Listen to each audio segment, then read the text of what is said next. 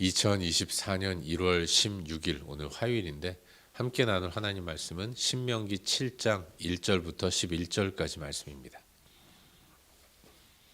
신명기 7장 1절부터 11절까지 말씀 우리 함께 보도록 하겠습니다.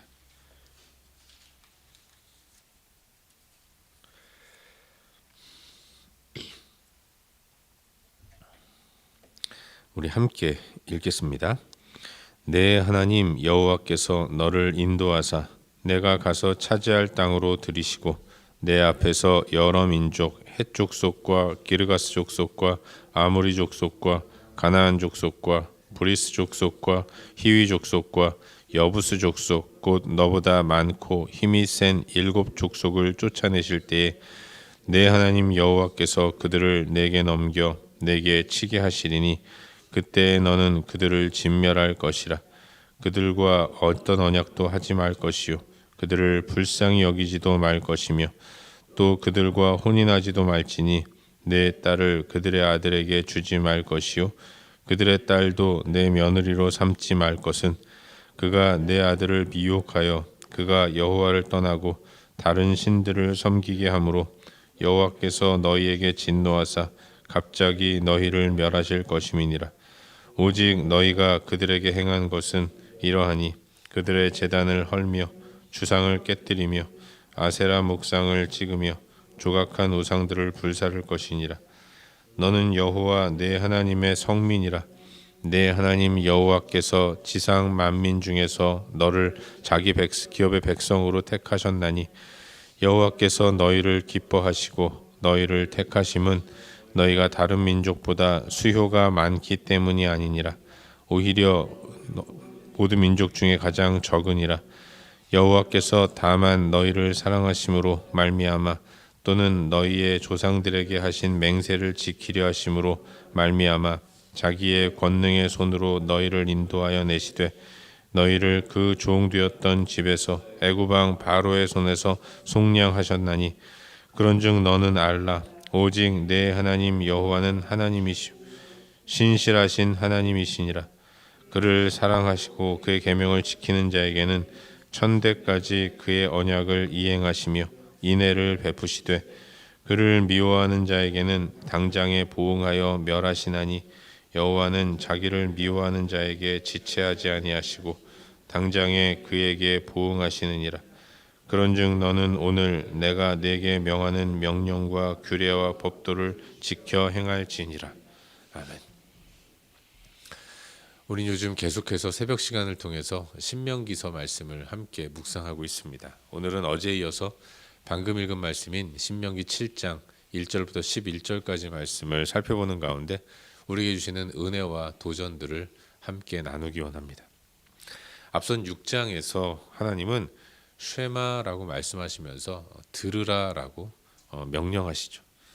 하나님의 백성들은 하나님 말씀을 들어야 한다는 것을 강조해서 명령하셨습니다. 그들은 무엇을 들어야 하는가?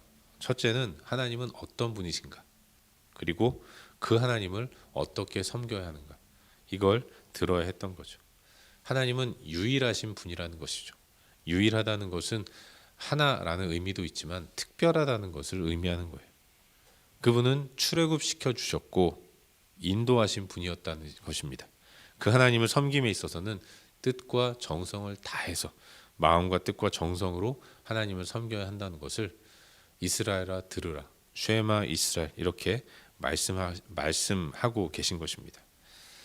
하나님은 이제 저들에게 가나안 땅을 주셨다라고 선언합니다. 그래서 그들은 이제 가나안으로 들어가서 정복 전쟁을 치러야 했지만 그런 숙제를 남겨두고 있는 백성이긴 했지만 전능하신 하나님이 가나안을 저들에게 주시기로 작정하셨기 때문에 하나님께는 계획이 곧 성취이기 때문에 그들은 가나안에 들어가 그 땅을 차지하는 것이 기정사실이 되었던 겁니다.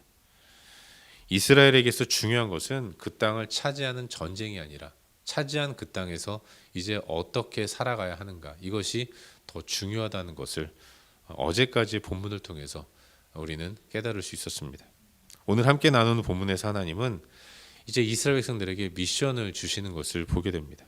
그것은 그 땅을 차지해서 살아가고 있는 이방 민족들, 가나안의 7족속들, 그들을 반드시 진멸시켜야 한다라는 것을 말씀하고 있는 것입니다. 하나님은 가나안에 사는 족속들, 헷 족속, 기르가스 족속, 아모리, 가나안, 브리스, 히위, 여부스 족속, 이 족속들을 그냥 남겨두지 않고 반드시 진멸하라고, 반드시 몰아내라고, 하나도 남김없이 다 몰아내라고 명령하신 것입니다.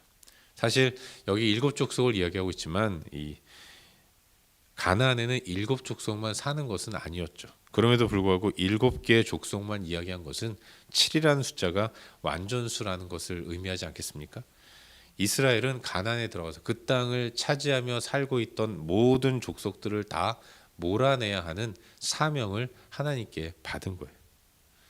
하나님이 이스라엘에게 가나안의 족속들을 몰아낼 것을 명령하십니다. 그냥 몰아내는 것이 아니라 완전한 단절을 명하고 계신 거예요. 절대로 그들과 언약을 맺지 말라고 말씀하십니다. 이건 정치적인 타협을 의미하는 것인데, 정치적으로 함께 공존하는 것들을 적당히 타협하지 말라고 말씀하십니다. 그런가 하면 결코 혼인을 하지 말라고 말씀하고 있어요. 이건 사회적인 타협도 하지 말라는 것입니다. 그들이 섬기는 신 절대로 섬기지 말라고 말씀하죠.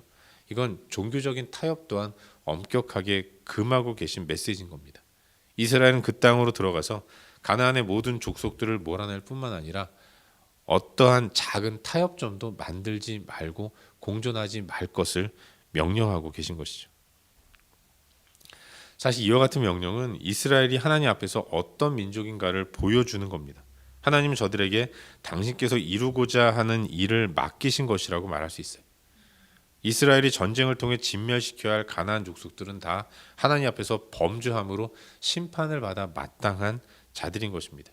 공의의 하나님 앞에서 이제 가나안의 7족속으로 대표되는 모든 가나안의 이방 민족들은 다 심판을 받아야 하는 민족들인데, 하나님이 직접 이 땅에 내려오셔서 그들을 심판하시는 것이 아니라 하나님이 당신의 심판을 대리할 사람으로 이스라엘 민족을 택하신 것이고, 하나님은 이스라엘을 통해서 범죄한 가나안의 모든 족속들을 심판하고 계신 것이죠. 그런 의미에서 이스라엘이 이제 가나안으로 들어가 치러야 할 정복 전쟁은 그들의 전쟁이 아니라 하나님의 전쟁이었던 것이고, 하나님이 그들에게 그 일을 맡기신 것입니다.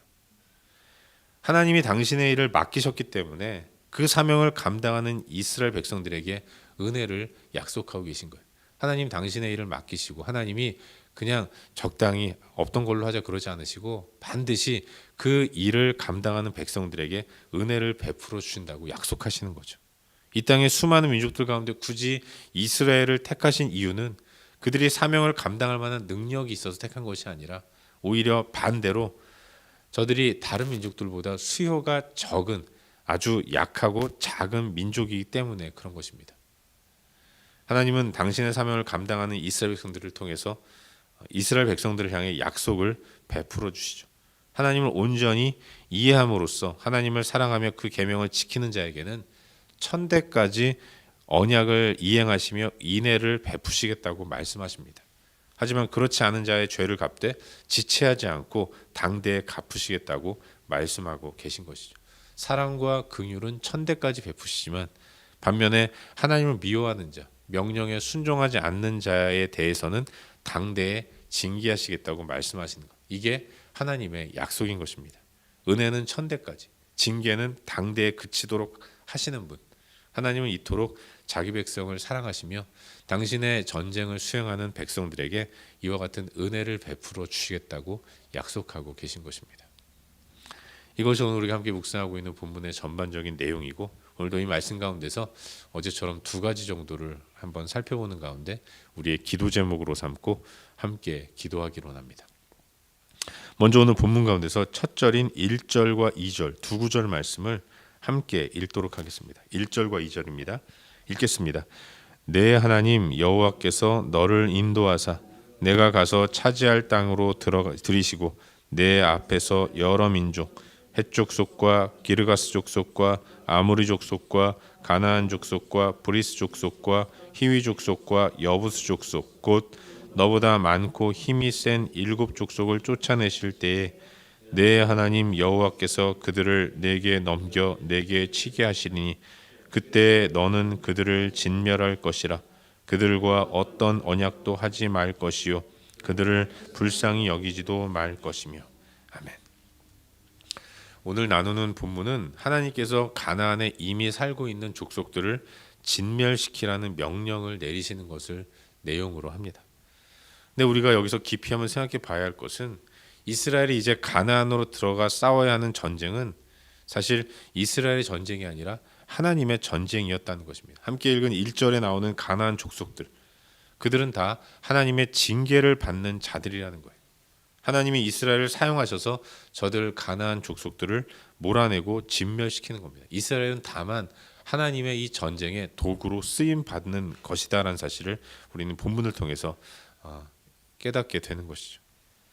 여러분, 우리 하나님은 공의로우신 분이십니다. 그리고 그분이 이 땅의 수많은 장소 가운데 가나안을 택하셔서 거룩하게 하셨어요. 하나님은 이스라엘을 택하셔서 그들을 거룩한 백성으로 삼기도 하셨지만 다른 면에서 보면 하나님은 이 땅의 수많은 장소 가운데서 가나안을 택하시고 그리고 그 땅을 하나님만이 다스리시는 장소로 정하신 겁니다. 애국과 달리 하늘에서 내리는 비에 절대적으로 의존해서 농사를 짓고 먹고 사는 문제를 해결해야 하는 땅이 가나안이었던 거죠. 이른 비와 늦은 비가 내리지 않으면 땅은 수확물을 낼 수 없었던 겁니다. 그래서 그 땅에서는 오직 하나님만을 절대적으로 의지하며 살아야 했던 거예요. 하나님은 아브라함을 택하시고 그의 후손을 당신의 백성으로 삼으시겠다고 약속하신 이후에 아브라함을 인도하셔서 그 가나안 땅으로 들어가게 하셨습니다. 아브라함이 들어간 땅은 거룩한 땅이었던 것이죠. 그 땅에서 아브라함과 그의 후손들은 거룩한 백성으로서의 삶을 살아가야 했던 것입니다. 하지만 아브라함의 자손들인 그 야곱의 때에 하나님 백성들이 그 가나안을 떠나서 애굽으로 이주했습니다. 그리고 그 빈 땅을 차지한 사람들이 가나안 족속들이었던 거죠. 가나안 족속, 헷, 아모리, 여부스, 기르가스, 브리스, 히위 족속. 그들이 하나님이 정하신 땅에 머물면서 그 땅을 더럽힌 겁니다. 그 땅에서 오직 하나님만을 섬기며 살아가야 할 그 땅에 우상을 만들고 우상 숭배를 하면서 저들이 하나님의 땅 가나안을 망쳐버린 거죠. 그래서 하나님은 이제 저들을 징계하실 수밖에 없었던 것이고 하나님의 공의를 실현할 백성으로 이스라엘을 택하셔서 이스라엘로 하여금 가나안의 여러 족속들을 멸절시키고 진멸하시는 사명을 맡겨주신 것입니다.